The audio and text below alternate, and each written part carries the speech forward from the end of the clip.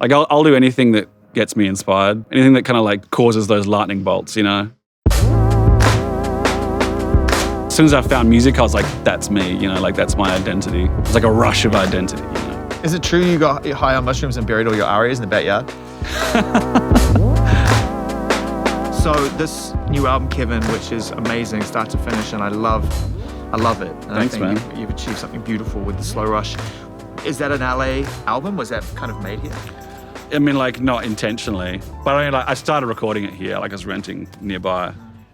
The more I kind of started just making little demos and tunes and stuff, the more I like got into the idea of it being my LA album, you know, just like in the cheesy way, I was like, oh, it feels cool. Like every artist should have their LA album. I agree. You know what I mean? And I think artists should absolutely immerse themselves in whatever the geography or the environment is they make music. I get confused when musicians are like, you know, I just recorded it in a random studio in a random city. And I'm like, how is that impacting the overall result? Well, I still do believe that at the end of the day, geography shouldn't have anything to do with it. I have never consciously been aware of it. You know, like so much of the music I started making, I made in like my bedroom in a really dirty share house in a very unglamorous part of like WA, you know.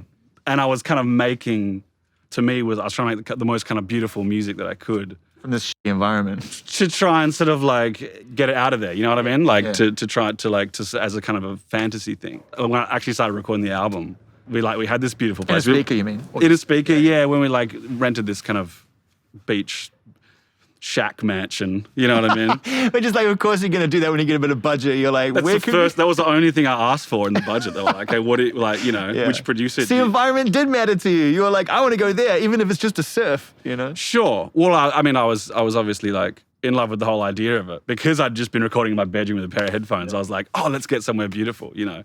But the thing that I learned immediately was that as soon as you're in this beautiful environment making music, everything already sounds beautiful because of what you're looking at. Like I had this like ocean view. Yeah. So just like strumming my guitar once was like, oh, that's all I need to do, you know? Yeah. So it made me realize that like... But it may not translate to me, the listener, because I'm not staring at that Exactly. view. I was like, hang on, there's something to be said for being in a really kind of drab environment because it makes you work harder to get the music you want. I don't know, I have this feeling, seeing as how you brought it up from the beginning, it's kind of a nice way to start because we'll get to the Slow Rush soon enough and there's a lot to dissect there. But I always got the feeling that you sort of had worked out how you wanted things to sound before you even worked out what you wanted to create. Sometimes, yeah, it's a range. Like sometimes that's something I've always been kind of proud about, or like that I've had a sense of pride about, you know, is like sometimes I'll just think of a song.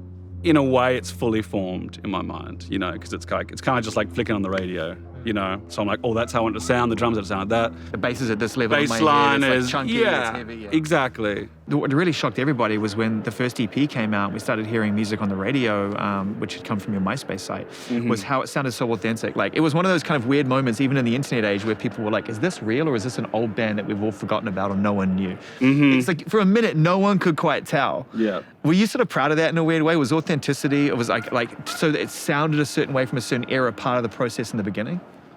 I think it was something that I was attracted to because back then, like, I had even less of an idea of what I'm doing now. You know, I like to think I've never really had much of an idea of what I'm doing because I think that's kind of like, that's part of the essence of it, is like not really knowing what you're doing, you know. And that's kind of a scary place to be when you're on your own for most people, or do you find that kind of comforting? It's exciting. That's when you know that's when you know something's happening. When you're like, I'm not really sure what I'm doing here. Like when you're right on the edge of what you're capable of doing. So how do you know when you got it? How do you know when you sort of got it into a place where it's right for you? For me, it's like, it starts out as feeling like I've got it, and then it gets less and less confident from the start. Like the first night that I work on a song is when I'm feeling the best about it. And then it's just getting to the finish line from there. I know what I have to do physically to finish the song, record vocals and all that kind of stuff. The sort of prevailing theme of this album, if I could be kind of broad, at least, is time. I mean, it starts with one more year and it ends with one more hour. Yeah. That almost suggests a concept record in a weird way. Whenever you put a bolt hold at the beginning and end of something, it's like, all right, everything in the middle ends here. I like that it feels like that because I like albums that have this kind of arc and have this, you know, like some of my favorite albums are concept albums. Like Grand Don't Come For Free. Yep. That's almost the perfect concept album. It's in a way, it's the only real concept album. Every other concept album is less of a concept album. It feels like an afterthought. Like, oh no, it is a concept album. Oh no, it's not a concept album. Well, you know, from start to finish, you know. Yeah. But like, I don't want people to think that this is a concept album, because it's not. But I like that it has that arc, you know, like a start and a finish. There's a prevailing theme to it though, which is kind of the idea of time and what's relevant, what's important. What seemed irrelevant before is relevant now. Yeah. All the things that change shape as we grow, and how memories can actually change shape and things can alter. And it's really about the perception of time or what happens in the time. Exactly. It's like how we as humans are affected by time.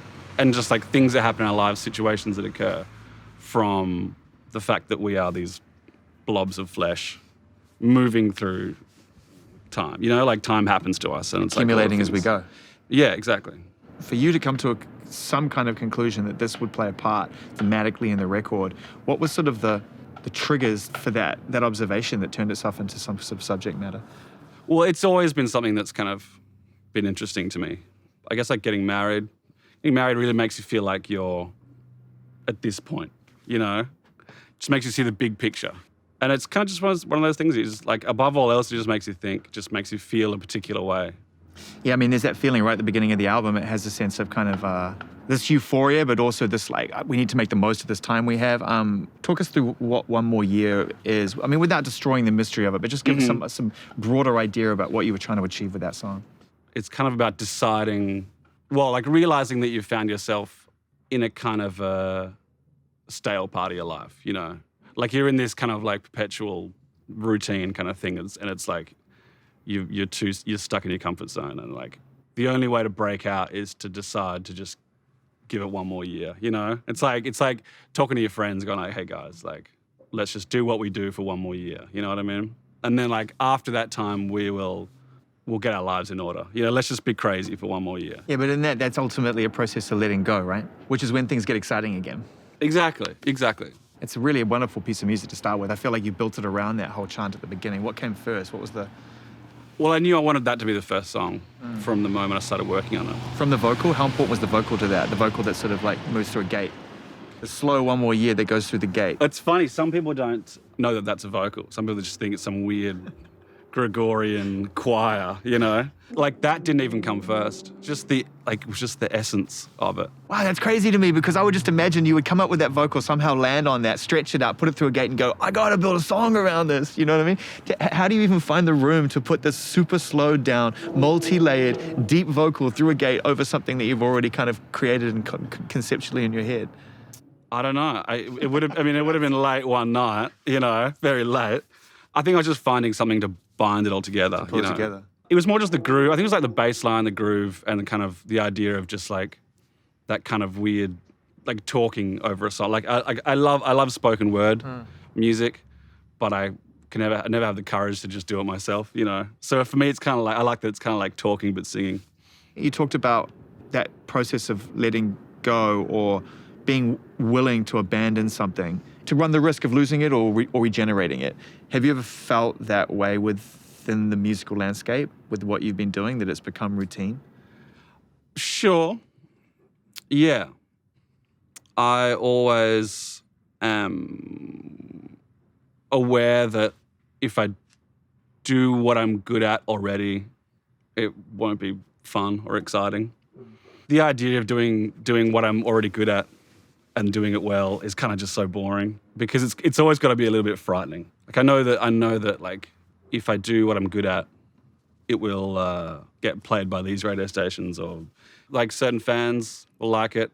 I think they'll only like it for a small amount of time. They'll realize it doesn't have that energy that it would if it's something that I feel really excited about. There won't be anything to pick at. There won't be anything to pull apart and discover for the first time. Right? Yeah, you're right. It's like it's a quick fix. It's like a quick burst of adrenaline that when you hear someone do the same thing over and over again, unless it's AC/DC, in which case exactly that adrenaline never gets tired, ever. Hit me with that every single time, please.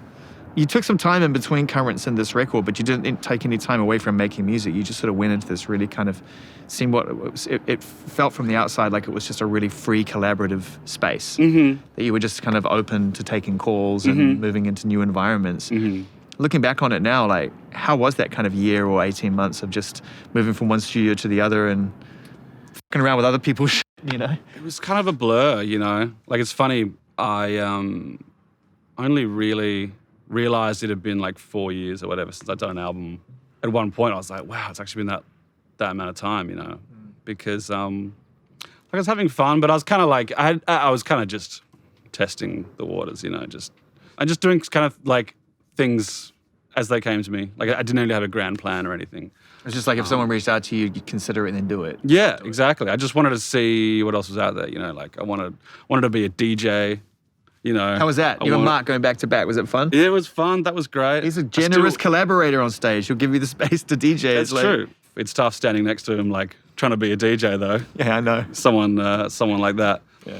But I mean, like, you know, that's still something I still want to do because I find it so interesting. Well, it must be a good way for you to test out what works in front of a crowd and just hear different sonics and sounds. Yeah, and it changes the way you appreciate music, like playing music for people. And when I say playing it, like playing it, you know. Yeah. Like selecting. Yeah, you're right. You hear different things. I feel like you spent quite a bit of time in the studio with Mark, helping him. You know, you've definitely contributed to both of his latest solo records. Mm-hmm.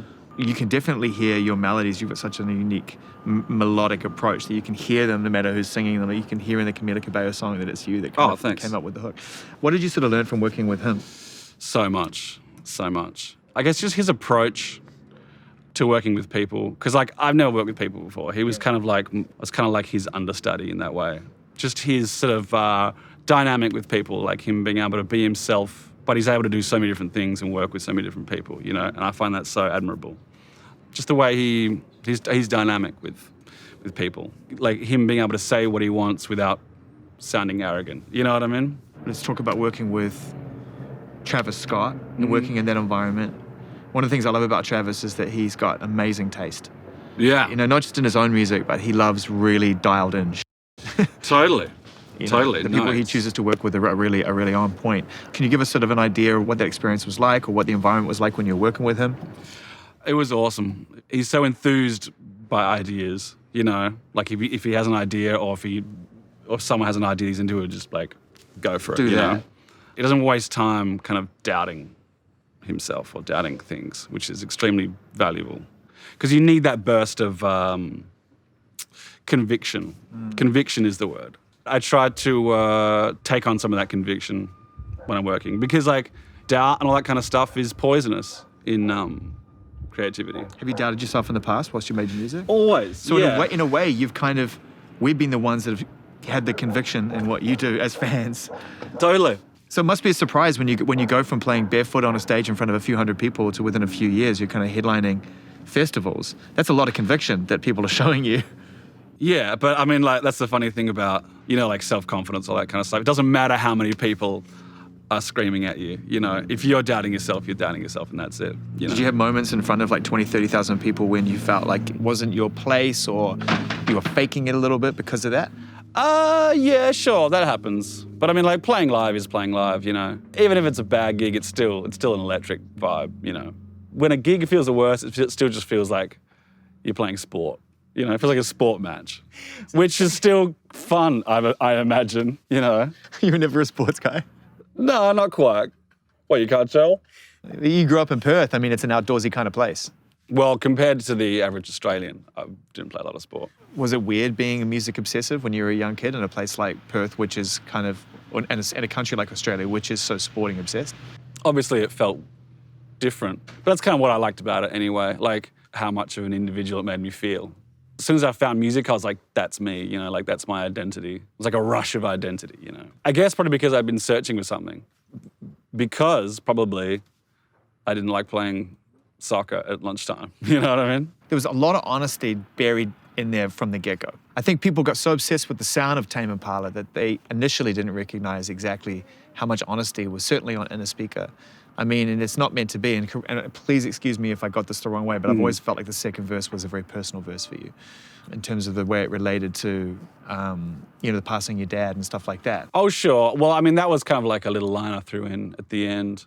And that's the thing about Inner Speaker. Well, the thing about all my albums is that they've gradually gotten more and more personal because I've gradually gotten more confidence to say what I want to say and say what I'm feeling. Like, even kind of like Inner Speaker, those lyrics were like, for me, it was the album where I kind of buried them the most in kind of metaphor and vagueness, because I suddenly had this audience, you know, and I was kind of like hiding behind. What happens if they hear me tell these stories? Yeah, exactly. It was kind of daunting. So like, it's kind of been this process of me being able to like cut off a bit of myself and put it out there more and more each time. You know, because the first time I did it was like Lonerism was kind of the first album where I started really kind of singing personally. The reward for me, like personally, was so great. It was kind of addictive, you know. Yeah, that was my next question, was for those artists who are watching this, or creatives who feel that sense of trepidation before they put themselves on the line, the deeper you go, what do you get out of it?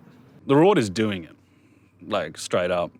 Just like even before anyone else hears it. It's like in the way that therapy is kind of just like talking about your problems anyway. I know that other family members of mine are like surprised that I'm so stable. The only thing I think of is that it's because it's music, you know. I've got music.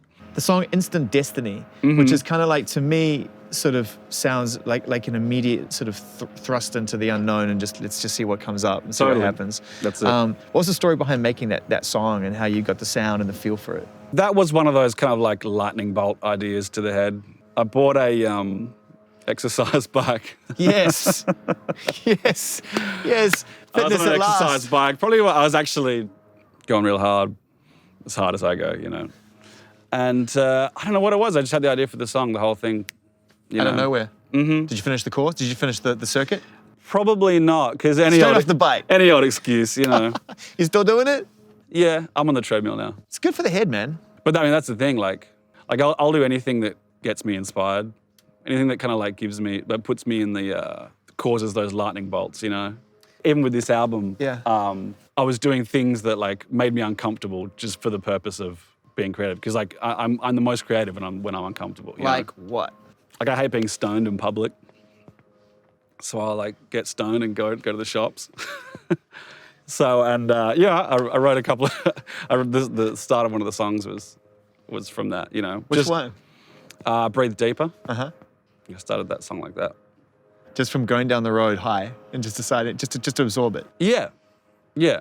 When you speak to people about Tame Impala, and especially seeing you live on the last year, there was a lot of people on drugs watching your shows and coming away having had serious life-changing experiences. I mean, if you went and checked out any of the comments that came after shows, people are just like, well, that was the best night I've ever had on drugs. And so I sort of wonder, like, if drugs have ever kind of been part of the DNA of Tame Impala, you know, from a sort of, not from a cliched, corny point of view, but just from a sort of exploration, a dive into that uncomfortable space.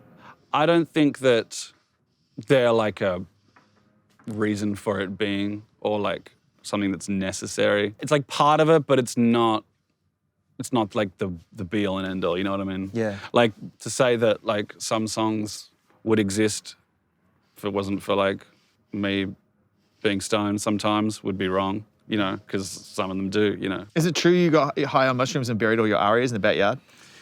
I buried one. Well, as an act of like... There's some friends around my house and I use them as door stops. You use your awards as door stops. Wow, they're heavy. Yeah, so I think someone brought one outside and they were kind of looking at it and I had just this idea to bury it. I don't know why. Did you dig it up? No. It's still there. No, the whole idea is that it'll be there until the end of time.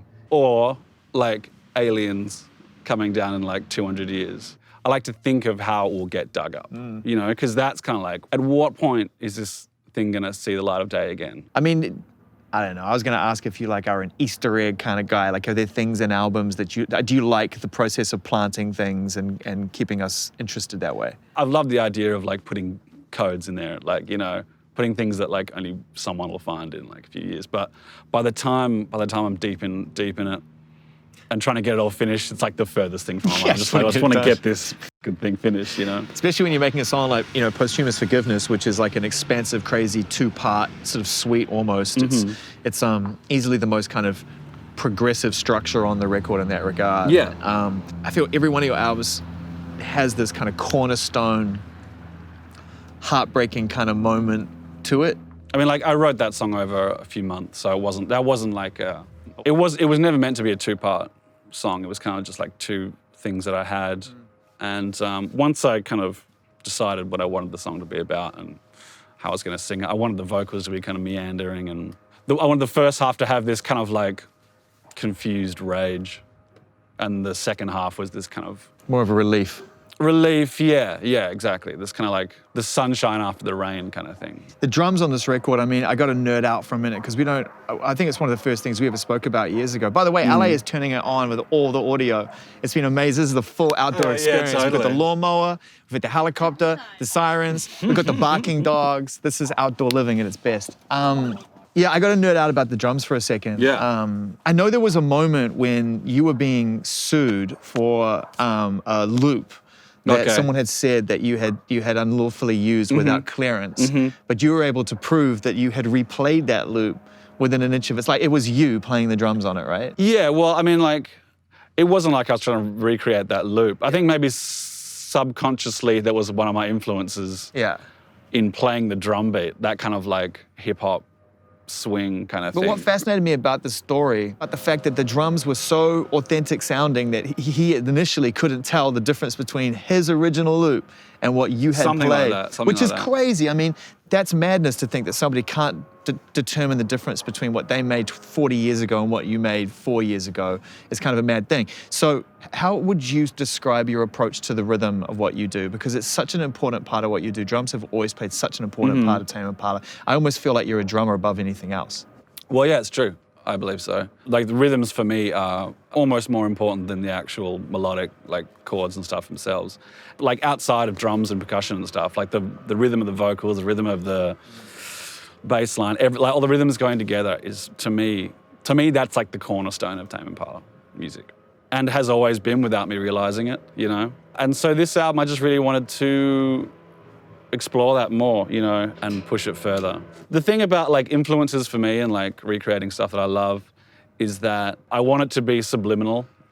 Like if I'm influenced by a song that I've heard years ago, or if I sort of start working on something and it reminds me in some way of something that I used to love like years and years ago, I purposely won't listen to it because I like the idea that my memory of that has kind of warped it, you know?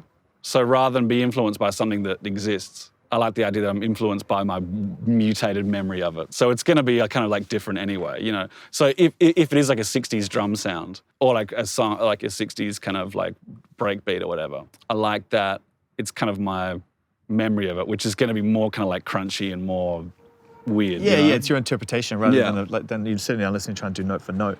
You know, talking about kind of like reshaping memories and things is one of the best songs on the record is Lost in Yesterday, which is it's definitely a new rhythm for you. It's a new feel for you. It's kind of an up-tempo.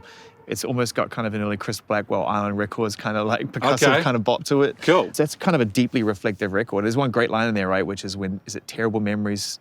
Eventually terrible memories turn into great ones. Yeah, turn into great ones. What was the sort of inspiration behind that song? Just an idea that I had in my head, at the chords and the groove and the melody. And it was one of those ones where I didn't intend it to turn out the way it did musically. I think in my head it was a lot more kind of electronic, you know, kind of 80s. And like the lyric Lost in Yesterday was just something that kind of I just blurted out when I was recording demo vocals for it. Were you doing all this still on your own? I mean, did you approach this album primarily as another solo venture? Yeah, I mean, I think probably early on in working on Lost in Yesterday, I thought it might be like a pop song that I could work on with someone else. As soon as I got properly working on it, I was like, oh no, this is Tame Impala, you know. Were you tempted at all coming from that kind of collaborative era, that stage where you were just moving around in other people's space to bring other people into the Tame Impala? Because Dave Fredman's worked with you before on a Tame Impala record, so there has been experience where you've opened the doors to other people. Was there ever a thought in your mind you might do that on this album? Yeah, that was an idea. It's still something that I'm kind of playing with. It's dicey though, you know, because for me it's like a sacred space, you know. And so I love the idea, I love the idea of writing songs for other artists and producing stuff and doing that like really easily. But if it's Tame Impala, it's like a different... Tough when the tables are different, well, it's a different kind of part of music for me, you know. But it might be something that happens in the future, hopefully. Yeah, but not on this album, it's purely you. That's right, yeah. When does it get toughest? When's the toughest part of making a process when you're on your own? Because that shouldn't be forgotten. When you're making an album as deep as this on your own, that's a rabbit hole. Yeah. And so when is it at its most challenging for you? Like, what's the hardest part? The end. Because that's when you have to make decisions, and I'd do anything to be able to share the burden and like responsibility with someone else. But like, and you know, I have people that I work with, like my label guy that tells me that I trust, yeah. But at the end of the day, like, comes down to me, you know, and it's kind of like it's on my head, or whatever the saying is. So like right at the end where it's kind of like crunch time, you know, that's when the insanity happens, you know.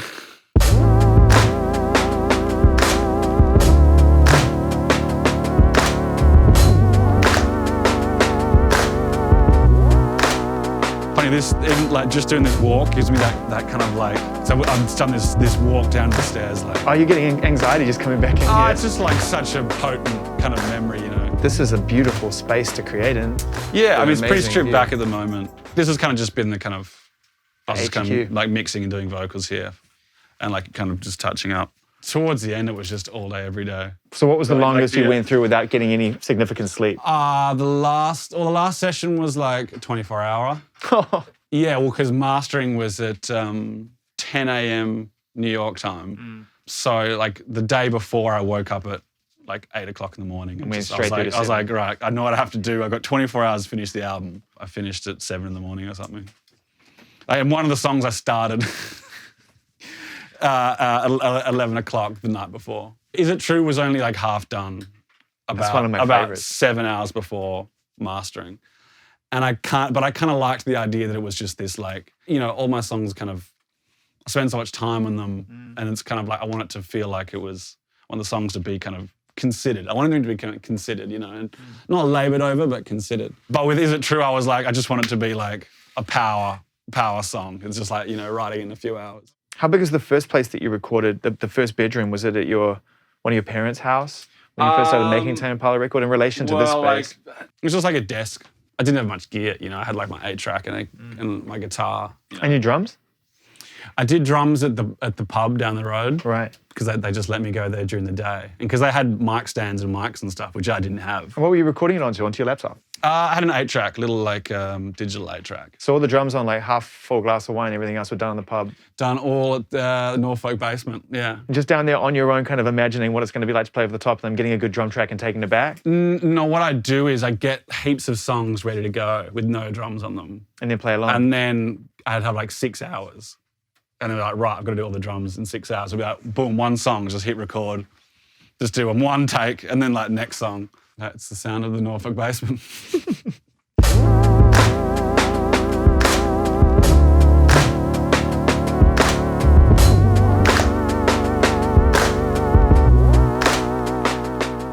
There's a moment on the record that's so fantastic. It's a drum moment.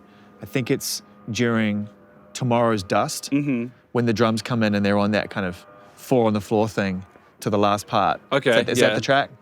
Yeah, that's a real, I mean, there's so many great moments. I mean, it's a dance floor record, really, right? I mean, in a weird way, Currents was also still had that very kind of like deep, you know, very kind of, it was like a very deep experience. Sure. This one feels like there's a lot of groove and a lot of movement. That's what people tell me. You can't hear it? I had no idea. Like I was kind of just listening to this album, some of the songs this morning, just to kind of refresh my mind, you know, for this interview. I was like, I have no idea what this sounds like. I have no idea. But that's kind of the same as it is with every album. It's only like years after I've finished something that I kind of have any kind of clarity. Because you're just in the moment trying to get it to the point where you can live with it, love it, let it go. Yeah. Like when I start working on it, I'm kind of out of my head. I don't really know what I'm doing. And then I only get less and less. As it gets more and more towards the end, I have even less of an idea of what it would be like to listen to this from an outside perspective. You know, like what it would be like to hear this for the first time. I think that's a weird... I would pay any amount of money to be able to listen to it for the first time. Do you know what I mean? Totally do, because I've talked to loads of artists about this over my life, about the kind of like, this is the sort of bittersweet trade. That you get the process, which, as you said, that's the ultimate reward.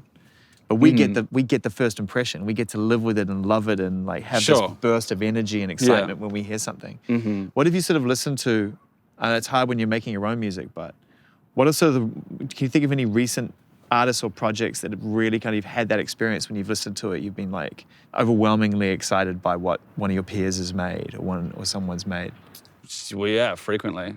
And how do you find that experience? You know, you're obviously a fan of music. Do you let it influence you or try to keep it as somebody else's experience and away from what Tame Impala's doing? Yeah, I mean, while I'm working on music, it's like impossible to listen to other music without it getting on top of you, you know? This year I've listened to virtually no other music, you know, which is kind of like embarrassing in a way, but...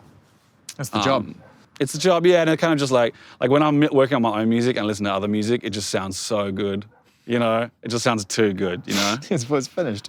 Well, yeah, exactly. It just sounds so fresh and new and amazing. So it kind of just like listening to other music, especially that's good, it has a different effect on me. Well, it's funny because Patience isn't on this record. And yet I felt like that was the first step towards this album. It's like Patience came out, Coachella's announced, SNL, here we go, Summer of Tame Impala, you know, now we got Borderline, yeah, let's roll. And then something sort of stopped that train from rolling. What happened? And where were you in terms of the creation of that album by that point? Because I know you must have had more songs or you wouldn't have put Coachella on sale. Exactly. Like it's still one of my babies, you know, I still love Patience. It was always meant to be on the album. It was only kind of like when I was getting all the songs together, working out what was going to be on the album, it just didn't make it, you know, like some songs don't go on the album because they were born too late, because they were like started too late. Do you have songs that we've never heard though? I mean, are there songs that you... Well, obviously, yeah. But I don't really get anywhere near finishing a song unless I know it's going to be on the album. Yeah. Unlike, except for Patience, which, you know, we released, obviously. But why do we not get the album in that summer of 2019? Like, and it's not like a sort of dark question. It's a genuine sort of, I think people were expecting something, and I don't know whether that was us just being... I was expecting something. Well, there you go. I mean, we were sort of taking your lead. Why did you need the extra time, or what sort of got in the way of you wanting to get the album out? It just didn't feel right. I mean, like I knew what I needed to do to finish it. Like I was kind of like putting myself under the pump to get what I needed to do done, and it kind of just felt forced, you know. It didn't feel right. It just goes to show how kind of like delusional I was that I could finish the album before Coachella, that it took me another like 6 months. You know what I mean? I feel bad, you know, because we always put this pressure on our favorite artists to give us something. Yeah. Some music, some information, something. We're all so impatient and insatiable these days. And more often than not, even the most considered human beings feel this kind of desire, like, all right, cool, it's coming, you know. And then we hold you to it. Then we're like, well, where is it? You said it was going to come in the summer of 2019. Like, where the fuck's the album? Like, it's all part of it. It's all part of it, man. All part of the weird trade. Like no pressure from other people or like the record label or fans or whatever competes with the pressure I put on myself, you know. Like the most pressure is always from yourself, you know. When did you start it? You started at mid-2018, right? Yeah, like late 2018 and kind of started.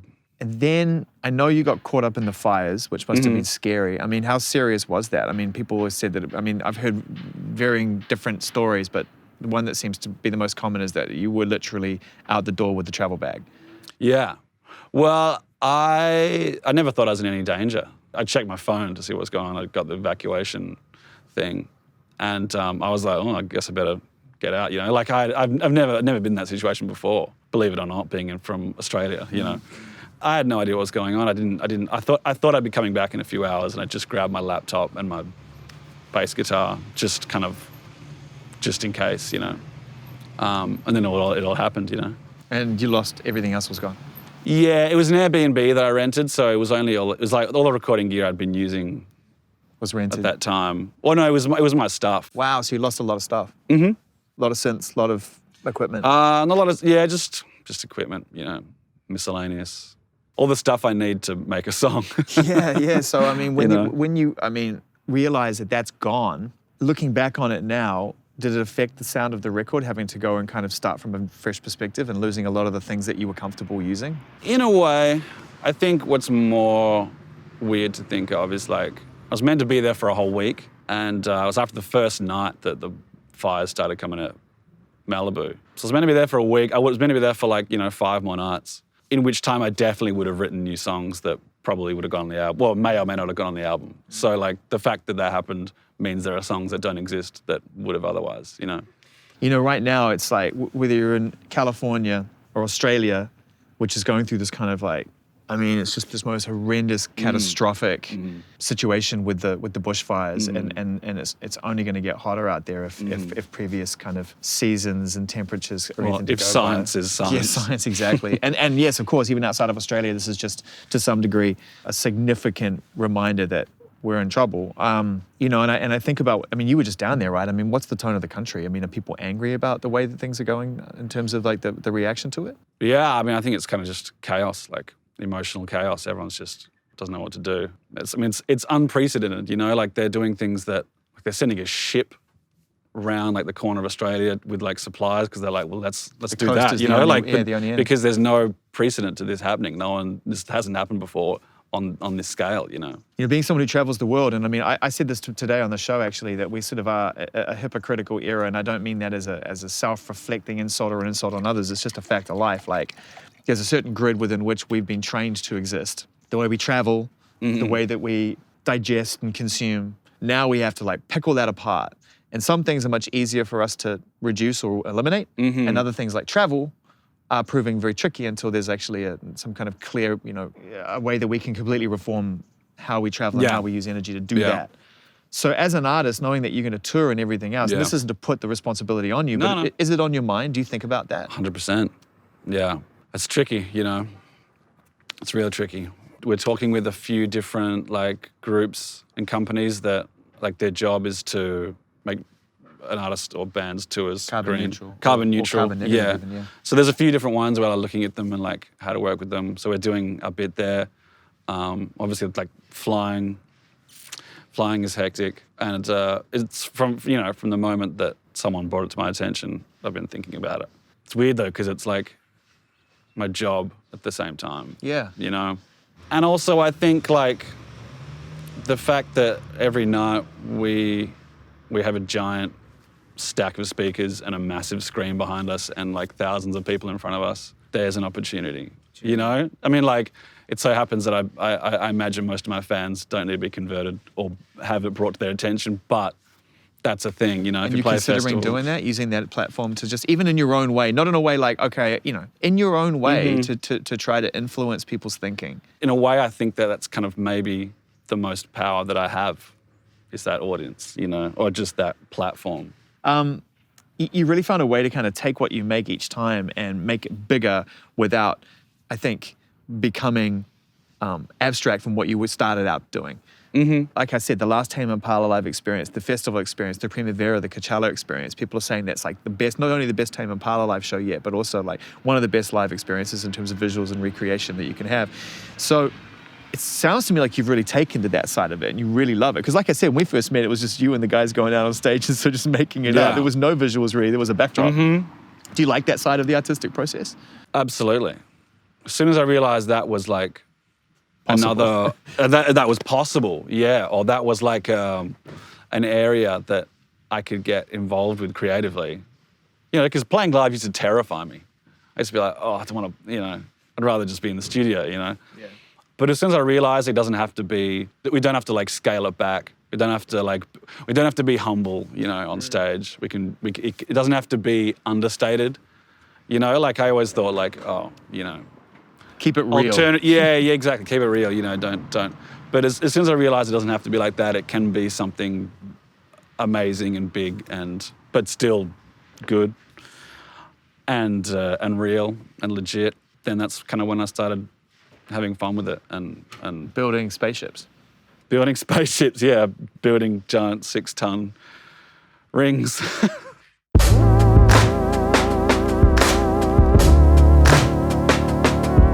How do you know when it's time to kick it again? How did you know that you had something that you wanted to start with the starting of an album? It was just a feeling, you know.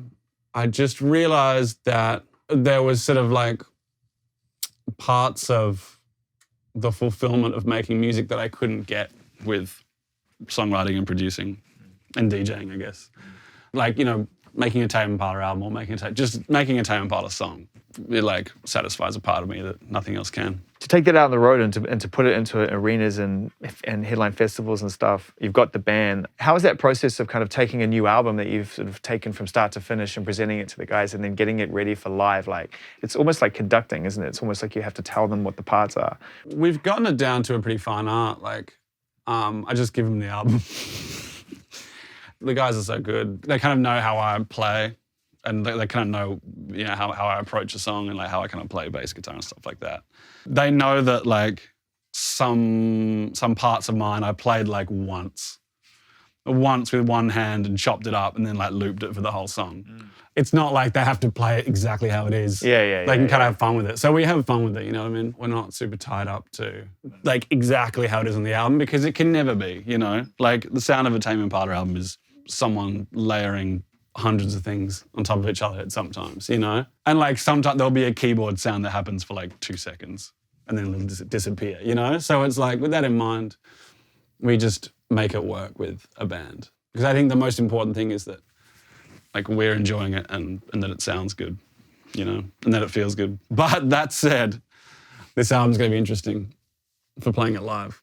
This album more than ever, I just didn't think about a band playing. I didn't imagine, it didn't come like the songs weren't written from the format of like a band. Like within a speaker was obviously I was imagining like it being played by a band and less as the album goes on. Like so some of these songs are kind of just like, to me it sounds more like just an electronic producer. Even just the way the other songs relate to this one because it's such like this tangible feel to this album. Mm-hmm.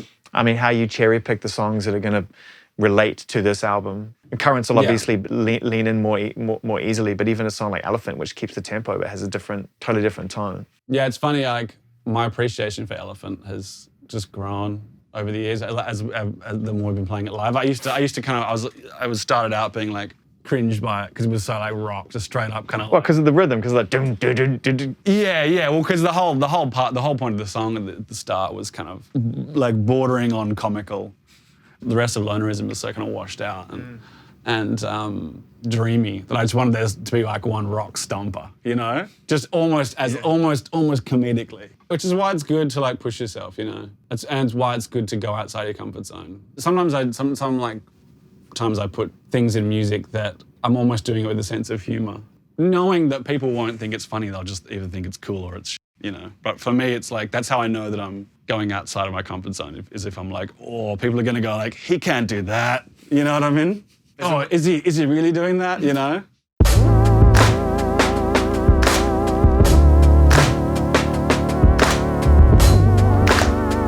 What's one of the most unusual experience or memory that you had when you were making the Slow Rush? Like, what's one of the sort of prevailing memories that you have of making this album? I guess just any of the kind of songwriting trips that I do on my own. I get an Airbnb. The one in Malibu was one of them, I just rent an Airbnb and just go away for a few days, no human contact, What's the furthest afield you went? Probably down south from Perth. It was like a few hours away. It's never that far because I got to drive there and back, So what about reading and stuff like that? Are you kind of like into that? Do you read books and things like that? Do you search for inspiration outside of your own kind of experience? Yeah, a little bit. Not as much as I should. Like last year, I didn't absorb anything. It was kind of it was all output, But I want to discover like new music. I was watching this interview with Tyler, the Creator, and he said he wakes up every morning and listens to 2 hours of new music that he hasn't heard before. And that's fucking amazing. Yeah, I want to do that, Yeah, I've just started reading this book called The Subtle Art of Not Giving a F. It's cool. All it does is it just recalibrates your idea of what's important to you and not important to you. Yeah. Do you have a fairly good idea of what moves and motivates you now? Are you able to block out the irrelevant and stay focused? Does that work for you? Not as much as I'd like to, but that's the goal, right? That's like creative mecca, isn't it? Yeah. Like being so focused, I dream of being like that, and I hope to achieve that, and I think I can, of just like creative focus. So are you kind of into the idea of being away from your space and going out on the road? It's sort of like you've got to balance one from the other, or can you now create an environment whilst you're touring and traveling where you can stay creative? Can you even do that? Is it in your... Yeah, I think so. Like some of my most creative times are traveling because sometimes you're rushing, you're stressed. Like for me, that's the time when I think of music the most, you know. It's funny, people I speak to are like, you know, I'll tell people I'm sorry the album took so long. And they were like, oh no, you've been touring, you know. I was like, but for me, that's not really an excuse. It's like, surely it takes as long as it takes, right? It's Rick Rubin that said, like, it's done when it's done. For sure. That'd be someone, I mean, would you ever want to go and kind of get into a collaborative space with someone like a Rick, another producer, not even on a Tame Impala thing? Like, where are you going to take that? The idea of writing for other people. You talked about that song initially being, could have been belonged to somebody else. Oh man, You like, still into it? I feel like I haven't really even scratched the surface, to be honest. Like, I know that people know that I've done a bit of that, but like, to me, it's not like I haven't even really dipped into it, you know? Like, I want to do that so much more. I want to get better at it, you know? I want to do all that kind of stuff that fulfills me. Last question. Last song on the album's called One More Hour, and first song's called One More Year, last song's called One More Hour. And again, that was a deliberate kind of like from year to hour scenario, or it just landed that way? I wanted it to feel like the start of the album was setting out a year, and then like One More Hour was going to be the last hour of that year, you know, like where have we come to? And the sentiment kind of that seems to go toward the end is like, as long as I get that time to be by myself, to remember who I am, right? To be... Yeah, it's kind of saying like, how do I go forward from here? You know, like how do I justify going into the future? One of the answers to that is like, as long as I can be who I am, you know? When you finish up this process, if each album is kind of like your experience translated into music that you can then share with us, that's what you took from the experience to a degree, that last song. I guess the question is, what's the kind of prevailing emotional feeling you're left with after making this album? Nothing, I'm empty. It's how I feel after every album, especially this album. I'm just like drained, I've just given everything. There's a strange emptiness every time I finish an album because I feel like I have nothing left to say or give, you know? I've kind of, everything that I am right now is in this album. Put it out into the world and people hopefully like it. Oh, and man. people bond with it, you know. And then maybe in a few years' time, I'll listen to it and like be able to enjoy it again. That's as much as I can hope for. Well, I love it. Thanks, man. Start to finish, it's such a fucking great ride. Thanks for your time, man. Thanks, dude. Thanks for coming to my house.